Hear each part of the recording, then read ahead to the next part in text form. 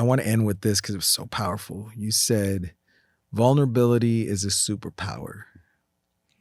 Elaborate on that before we close. You know, what I mean by that is,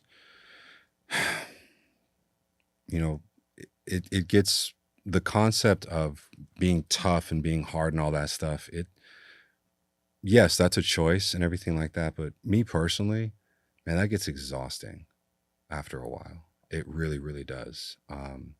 And just walking around with all this armor and all this luggage and all this feeling like I'm in the, I don't know, in the Marines and I'm doing that one of those hardcore trainings type thing. You did that, but it's like you do that every single day for years.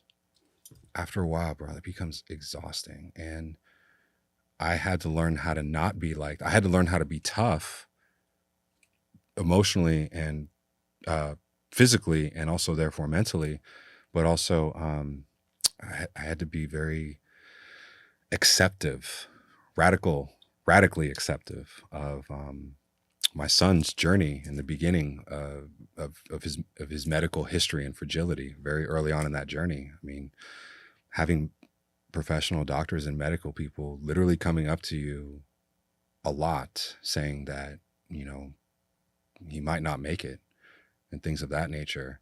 It put me in a place where I had to be tough, but also at the same time, I had to be in my feels. I had to feel these feelings of the possibilities of all that stuff. And then it got to a point, Mike, honestly, my dude, where I was like, there's certain things I can accept, and then there's certain things I refuse to accept. Absolutely not. I know that God has a purpose for all of us. God has a purpose specifically for my son, and my son wants to be here. I know God will guide the doctor's hands. I know God will listen to all of our prayers. And as long as I'm there, present, doing my job, waiting, willing, and available for my son, if he needs me and if anybody needs me, I'm there, I'm present.